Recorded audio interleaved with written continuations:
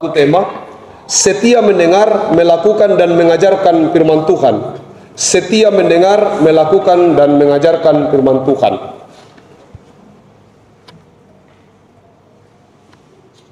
Dalam tradisi gereja mula-mula itu ada simbol ikan 3 baku putar-putar, bukan simbol teci, bukan.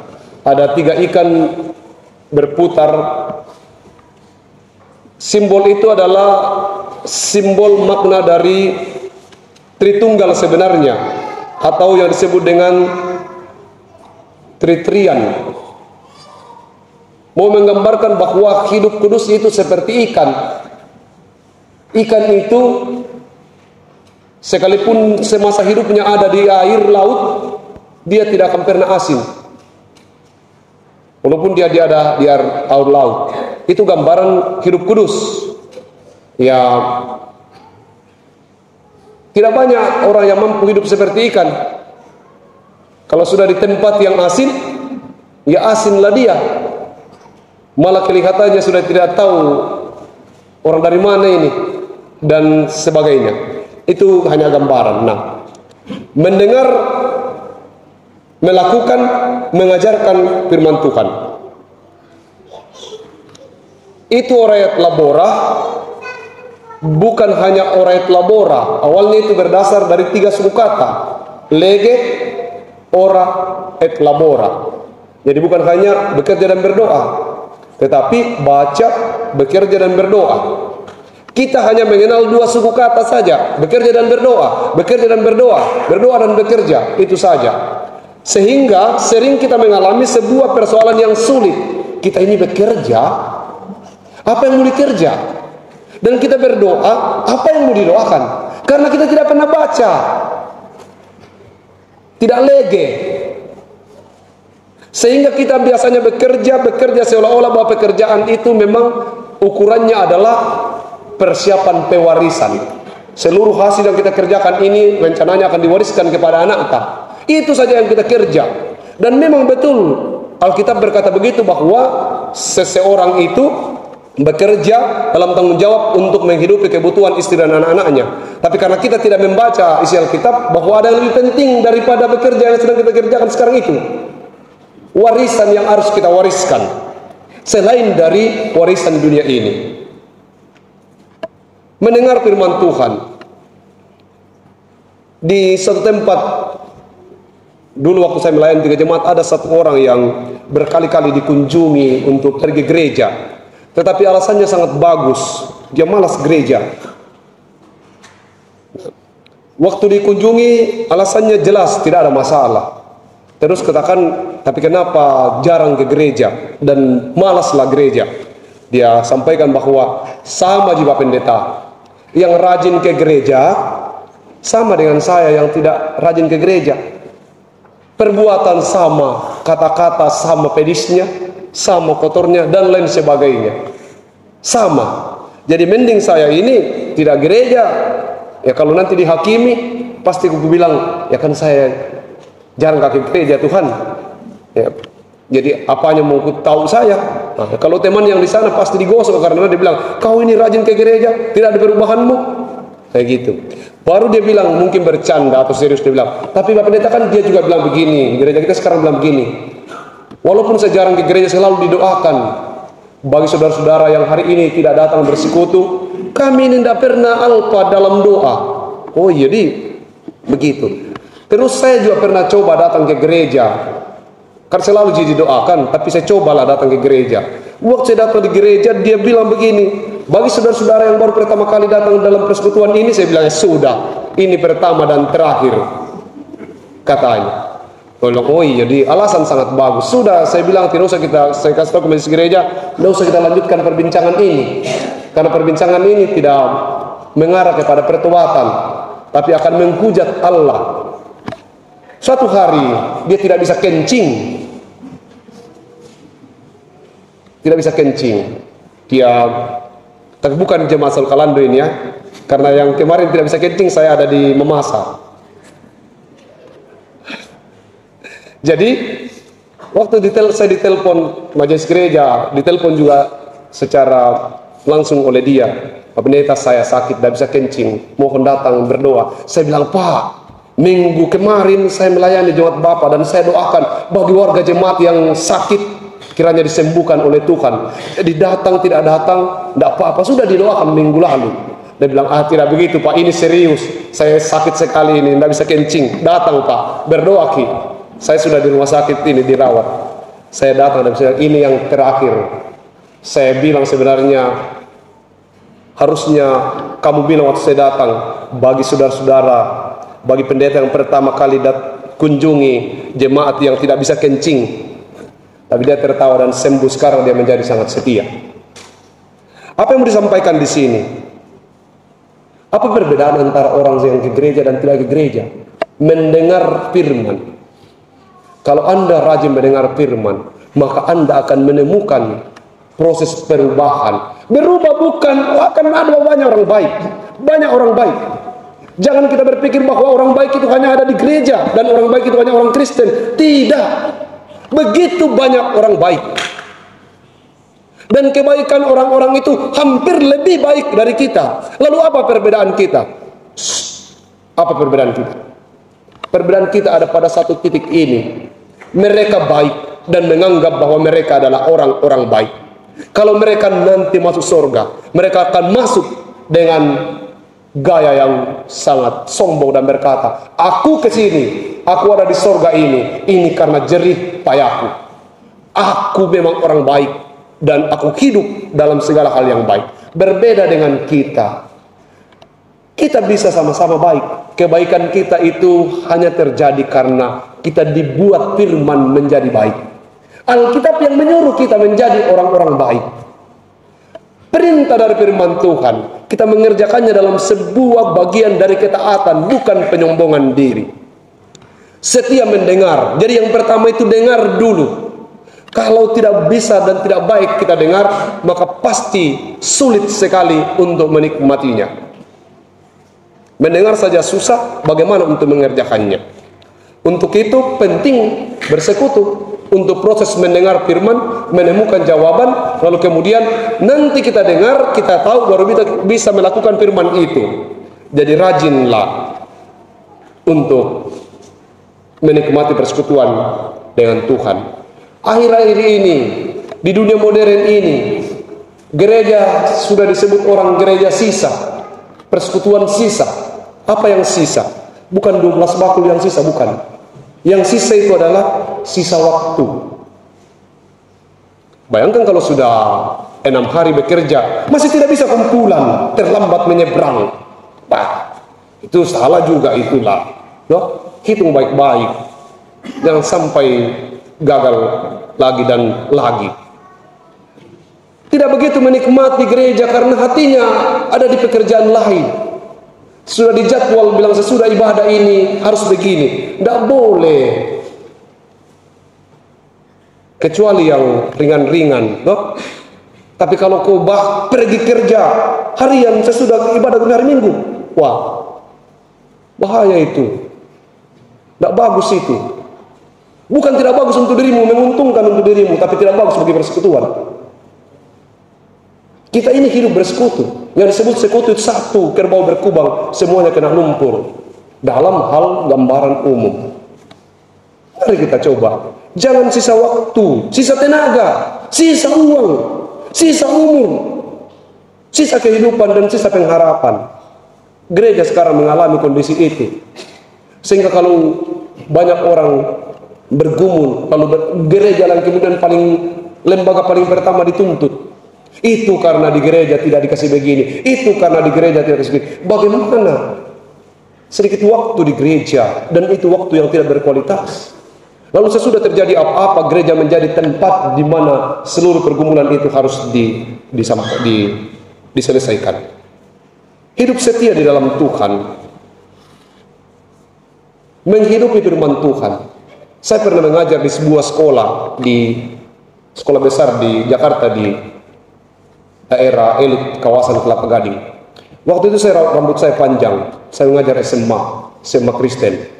Berkali-kali kepala sekolah kataku, wah bagaimana kau ngajar itu rambutmu begitu? Sebenarnya tidak bisa, nanti saya foto ji nanti ini kalau mau masuk semester. Oh iya. Lalu satu hari kami dalam sebuah pelajaran bercerita tentang satu materi, cinta dan kasih. Dari 120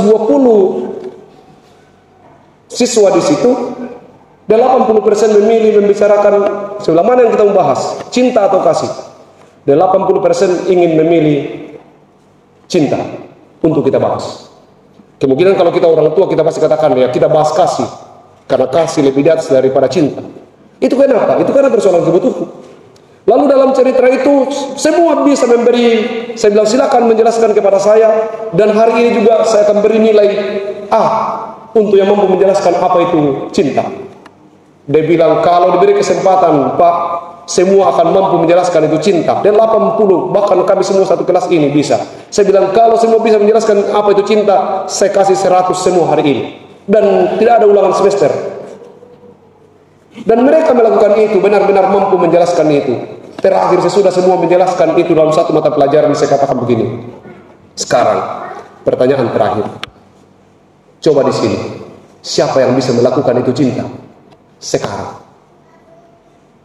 Kalau ada yang bisa melakukannya sekarang, maka dia nilai agamanya 9. Semua yang berapi-api tadi menjelaskan cinta itu cindolok natape dan seterusnya, cerita indah tapi tiada arti, banyak sekali, tidak mampu. Jadi ketika kita berbicara tentang cinta, bicara tentang kasih, terlalu mudah kita ucapkan. Tapi ketika kita ditantang, ayo, lakukan. Lakukan. Apa yang keluar dari mulutmu itu, coba kau lakukan. Saya di Persekutuan PPR sudah pernah membaca surat cinta saya edisi 2003. Surat cinta saya itu dari Jakarta ke Pokang itu kami simpan semua. Saya kirim ke Om Elsi kirim ke saya, semua saya rapikan dan saya simpan di koper sampai hari ini. Kalau saya baca itu saya malu-malu sendiri. Dinda sayang pondok kule temu kakanda abang, dia panggil saya dulu abang. Bang. Saya panggil dia Dinda toh, Anno. Jangan ditiru. Tapi kalau kita mau baca kembali itu barang, tapi saya harap satu hari nanti Elsi baca itu surat. Pasti saya akan malu-malu sendiri kalau dibayangkan ini isi surat ini yang ditulis selama 7 tahun pacaran ini kita hidup di surga. Kalau isi surat ini bisa dipenuhi. Yang tidak pernah tulis surat cinta ya sabar. Tidak bisa lagi. Sekarang itu anak muda sekarang tidak ada kenangan karena sudah WA hapus tuh. Tidak ada apa-apa. Tidak ada surat cinta. Nah, apa yang saya sampaikan di situ? Mendengar dan melakukan. Bicara tentang kasih mudah, tapi melakukannya itu yang berat. Mari kita coba untuk memulai sekarang. Sedikit bicara dan banyak mencoba melakukannya, belajar. Yang terakhir dari bacaan kita itu adalah tadi tetap setia. Saya sekarang sudah mulai latihan untuk setia pada surat cinta di edisi 2003 itu sampai 2007. Terakhir tulis surat cinta 2007. Saya belajar untuk coba-coba lagi bagaimana kalau itu bisa betul-betul apa yang ada dalam surat cinta itu. Nah, firman Tuhan masih lebih di atas dari surat cinta itu. Masih lebih di atas. Itu saja kalau surat cinta itu mampu kita lakukan, itu sudah diayun ini perempuan ini, bahagia pasti. Tapi sampai hari ini tidak mampu. Setia untuk melakukan apa yang pernah kita katakan. Setia menghidupi firman Tuhan. Yang terakhir, warisan. Waktu BPJS Ketenagakerjaan kemarin datang dan kami diskusi, ada satu kata yang begitu menyentuh perasaan saya. Dia bilang begini, Pak, setengah mati kita kerja, beli kebun, beli tanah, baru kita tanami mungkin sawit dan seterusnya. Kita berpikir bahwa ini untuk warisan anak kita. Pada saat kita mati nanti, kalau bapak orang Toraja, bapak pasti jual itu. Anak bapak pasti jual. Kenapa? Karena tidak mungkinlah di Lampung Batang Kunti kok. Jadi apa? Perjuanganmu bertahun-tahun itu untuk satu kapling tanah akan dijual oleh anakmu tanpa engkau ketahui waktu engkau mati, demi untuk menjaga harga dirinya. Saya bilang ada benarnya juga. Makanya dikatakan ya, ini bagian dari cara menghindari itu. Itu satu konsep warisan. Apa yang bisa mewariskan ke anakmu? Ibadah belum selesai kau sudah pulang. Apa yang bisa mewariskan ke anakmu? Ada kebaktian kau ada di tempat lain dan melakukan aktivitas seperti tidak berdosa. Apa yang bisa diwariskan ke anak kita? Kalau kita sendiri bukanlah orang yang setia. Jangan pernah kemudian menuduh mereka sebagai anak-anak atau orang muda yang jahat. Mungkin semua ini adalah warisan dari kita. Anak itu, manusia itu adalah oknum peniru paling hebat. Semua yang kita lakukan itu, ini hanya hasil kopian. Kalau kita bertani, bercocok tanam, itu kopian dari nenek moyang kita. Sedikit saja yang berkembang, yang berubah dari beberapa tahun orang tua kita, kebiasaan orang kita dulu. Nah itu juga yang terjadi dalam persekutuan kita. Mari kita setia. Kesetiaan ini tidak ada hubungannya dengan pendeta. Kesetiaan ini tidak ada hubungannya dengan majelis gereja. Ada sekelompok orang yang hanya datang bergereja dan bersekutu hanya karena takut dilihat pendeta tidak bersekutu, dilihat majelis gereja tidak bersekutu. Sehingga jikalau ada persoalannya dengan pendeta, persoalannya dengan majelis gereja, ya sudah. Padahal kesetiaan itu adalah hubunganmu dengan Tuhan, hubungan kita dengan Tuhan. Camkan ini. Ini juga sudah disampaikan oleh Musa sebelum bangsa Israel masuk ke tanah Kanaan. Bicara tentang Kanaan tidak hanya bicara tentang negeri berlimpah susu dan madunya, tidak. Anda meragukan berkat Tuhan. Apakah bangsa Israel tidak akan hidup dan tidak akan dipelihara Tuhan walaupun dia tidak masuk di tanah Kanaan? Jauh sebelum masuk di tanah Kanaan, mereka sudah menikmati kebahagiaan lebih dari ketika dia ada di tanah Kanaan. Kenapa tanah Kanaan menjadi tujuan? Saya ulangi, jauh sebelum mereka masuk di tanah Kanaan, bangsa Israel sudah menikmati limpah berkat Tuhan lebih dari susu dan madu Kanaan. Apa itu? Manna, burung puyuh, bangun tidur dan makan, dinikmati mereka di padang pasir atau di padang gurun itu. Lalu kenapa harus ke tanah Kanaan kalau hanya untuk susu dan madu itu? Tapi apa sebenarnya sesungguhnya kenapa harus ke tanah Kanaan? Tujuannya ke tanah Kanaan agar dari sana mereka memperlihatkan kualitas bangsa yang kedos itu, bangsa yang kudus itu, bangsa yang hidup seperti ikan di tengah air laut yang asin tapi tidak menjadi asin. Itulah sesungguhnya yang sedang diinginkan Tuhan, dipersiapkan untuk pergi ke tengah-tengah bangsa untuk memberitakan Allah yang disembah oleh Abraham, Ishak dan Yakub. Kita ada dalam posisi itu. Bukan kebetulan kita di sini. Mungkin Tuhan sedang mengirim kita seperti bangsa Israel itu. Kita juga bisa hidup di kampung kita. Kalau hari ini kita masih hanya bicara kenapa di sini karena persoalan hidup itu terlalu rendah. Mari kita berpikir bahwa sengaja Tuhan menempatkan kita di sini untuk sebuah pekerjaan besar, menjadi ikan yang tetap tawar di tengah asinnya air laut. Saya percaya kita semua sudah mendengar firman. Kita tinggal akan melakukannya. Berdoalah, camkan selalu apa yang disampaikan Musa dalam bacaan kita ini. Tetapi waspadalah dan berhati-hatilah supaya jangan engkau melupakan hal-hal yang dilihat oleh matamu sendiri itu, dan supaya jangan semuanya itu hilang dari ingatanmu seumur hidupmu. Beritahulah kepada anak cucumu dan kepada cicitmu tentang semua. Tuhan memampukan kita untuk menjadi contoh. Warisan yang kita mewariskan adalah kesetiaan sebagai orang percaya.